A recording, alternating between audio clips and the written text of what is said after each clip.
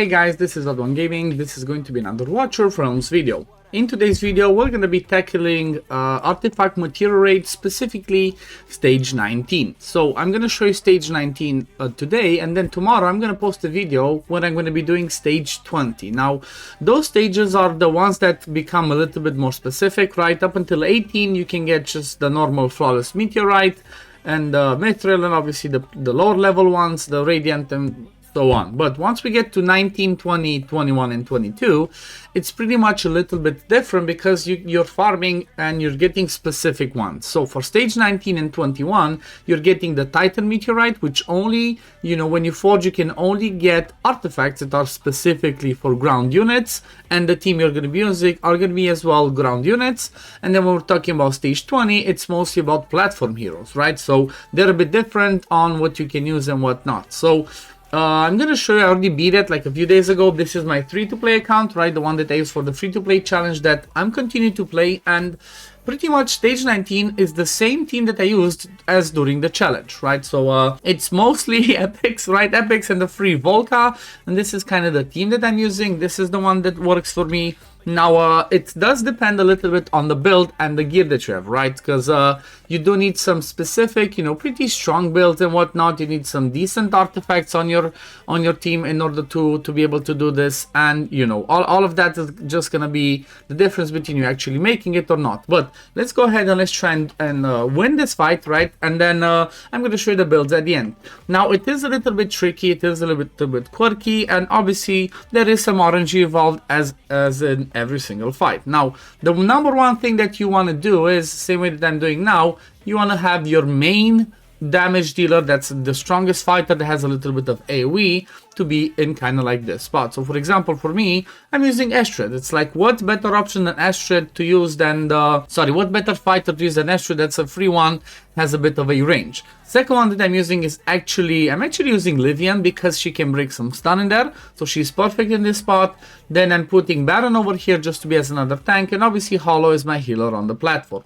Now, if you don't have Hollow, it could work with somebody like Tallulah or a Vortex, or maybe even Elowen. Now, the tricky thing is Elowen does not have the same range, so you will not have these two covered, but it would still work. I think actually Elowen only covers till here, but the tricky thing is that I will have to stop this because they already messed it up. You want to use the timings of the right thing. But first of all, I'm just showing you the placements, right? So pretty much you want to have something like this. Astrid on this side, one tank over here, and then a random fighter over here in the back. Now, if you have somebody that has better range, you're going to use somebody that has better range. If you have a I don't know, if you want to use an Ares, if you want to use a Valkyra, anybody else, even Ain might be better here because he can hit to the front, but I'm just using the ones that I have, and that's kind of the way it goes. Now, let me just do the placements again, because you kind of want to see the way, I guess, let me just do this. Let me put myself over here, because I realize sometimes when I do my ultimates, you cannot quite see what I'm doing, so it's better that way. Now, one of the most important things is, as soon as you have Astrid's ultimate, you just pop it, right? She's the one that pretty much clears the ways for you, right? If you don't quite do that, then, if you don't quite kill it, then it's going to be a little bit problematic.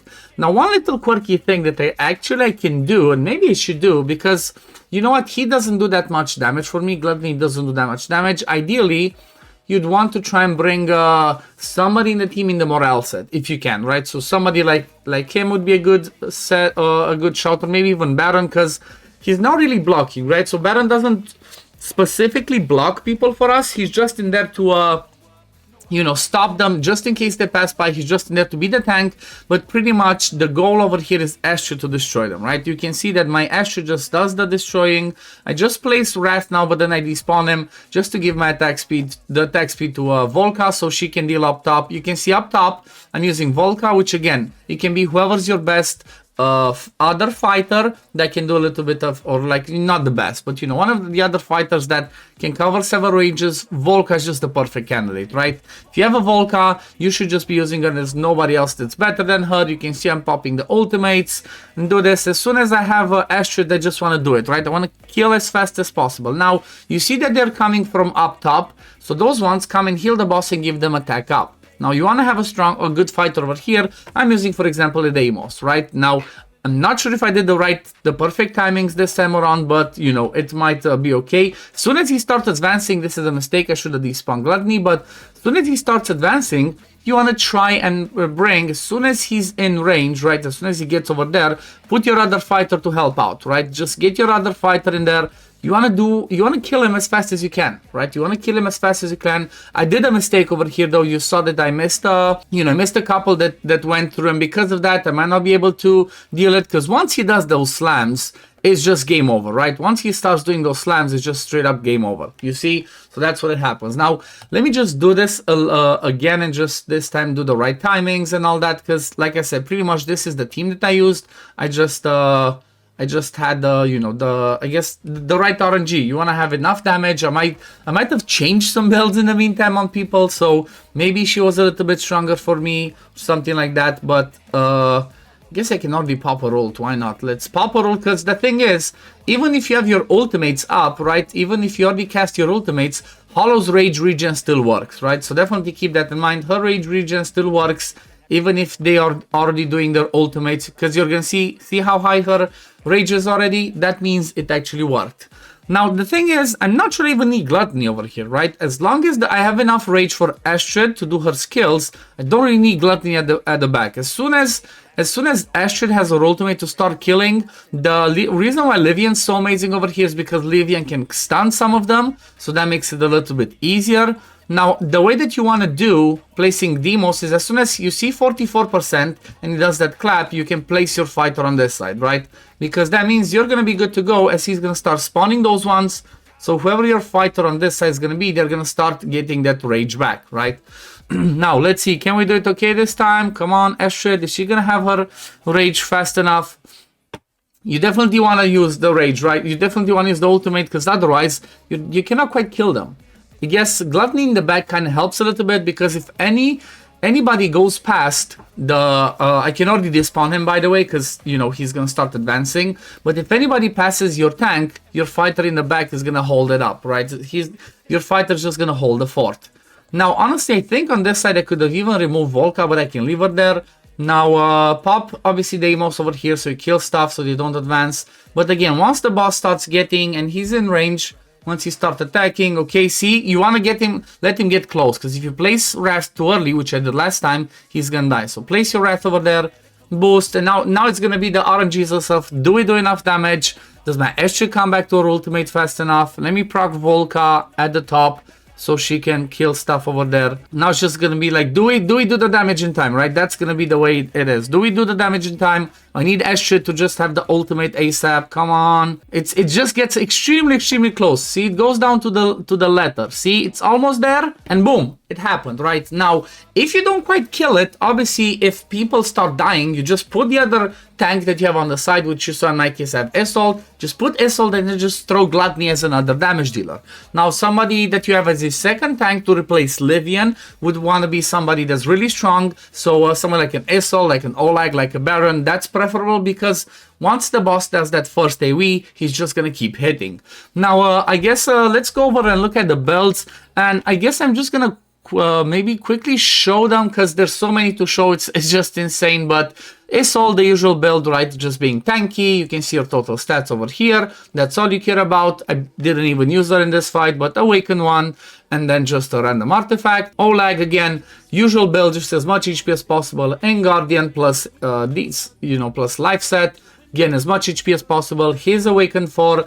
Then he does have random artifact. You don't really need the best artifact on him if you use him at the top, because there's not too many coming at the top, and as long as your Volca kills them, you can have whatever, right? You can have whatever. And then I do have some skill ups, doesn't really matter. Baron, again, doesn't really matter, but I do have skill ups on him. He actually does have the morale set, as I mentioned, so it does help us to have a little bit of that extra damage. Now, if you don't have the morale set, one thing that you can do, if you have good enough build, if you can afford to do that, is you want to try and get an invigoration set. So then you place Astrid first, then hollow to give that invigoration boost, that extra attack to Astrid, and then you're good to go. But you kind of want rage regen, attack speed, and then as much attack speed as you can on hollow, on hollow, so that you can keep boosting that rage as much as possible. You want to have this one maxed out so it works better, and also you want to have at least Awakened 1, because every time she heals, right, as you can see over here, I guess I can myself down again, every time she heals, she restores 1% range, which can be massive. Then Artifact, I do have Euphoric Orb, it's not the highest, but it works for now. Then I guess I'm going to leave the MVP at the end. Now Livian, pretty much she's in her Titanic Ruins build, which is Guardian, Whirlwind, so pretty much a little bit of tankiness. You would have more HP for Titanic Ruins, obviously, and then as much attack speed as possible, because every third attack she's gonna stun them. Then Artifact, you want Bastion rank so she can block as many as possible, and then she has no awakenings. Okay, next on the list, Wrath, obviously just any damage build, whichever is one of your best damage builds, so that he can help out at the end. Maybe his attack is a little bit too low, but I guess it worked, we're fine. Artifact, whichever is your best one, just put a watch guard on him and he's awakened 4. Then the next one, Deimos, the one that's at the top on the right side, you can see he's Soulbound plus Calamity. Again, pretty decent build, not the best, but you know, it's whatever, it helps. You can see it over here. I'm not just gonna go because you know what his job is. Cover that top right side and you're good to go. He's awakened 5, and then Artifact even has a Keen Wisdom. Then next one, I think I already showed Baron, right? Yeah, that's the build, that's the Artifact. Then Gluttony, I just give him mishmash pieces, right? HP percent, attack speed, HP percent, some Whirlwind. You just want him to devour some stuff from time to time. He's obviously not the best from what I showed you, but you can have, you know, whoever's one of your best other fighters that maybe can reach in front of Livian. And then Artifact, they just have a random Artifact. Then Volca, because she's the one that dealt some damage to the side. A Soulbound plus Calamity, I guess let me show you Volca stats. Almost 15k attack. Really a little bit lower side on crit rate, good crit damage, attack speed not the best. She's awakened 2 from obviously Tide, and then Artifact, she's running Flux Pendant. And now the MVP of this fight, which obviously there can be whoever other one that's like does a little bit of like an AoE damage, so somebody like Magda could work amazing in Astrid's spot, but you know what, she's an epic. Hopefully you have her, the rates have been equalized, so if you have her, she's worth A5ing and totally worth it. She's amazing. She's running against Soulbound plus Annihilating Might. Her total stats are going to be 17,000 attack, 100% crit rate, almost 300 crit damage, a little bit of attack speed because you want her to attack often, obviously Awakened 5, fully skilled up, and then Eye of Sin. This is the best one for her because you care mostly about her AoE damage in this fight, and that only happens when she does her ultimate. Otherwise it's just simple damage, right? So Eye of Sin is going to be the best one because it gives you more AoE damage.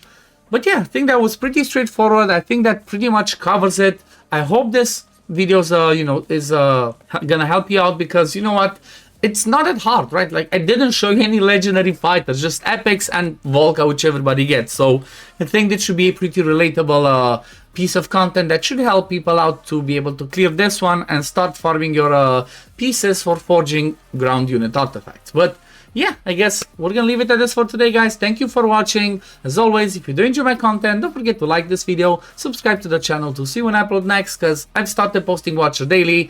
I'm really having fun with this account, and I'm trying to make as much content as possible so that you guys can enjoy. If you have any feedback, always let me know. Whatever I can do on my account, I'm gonna try my best to make content on it.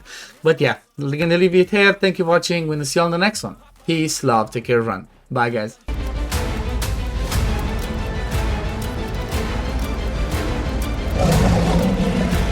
Hell hath no fury like a mother's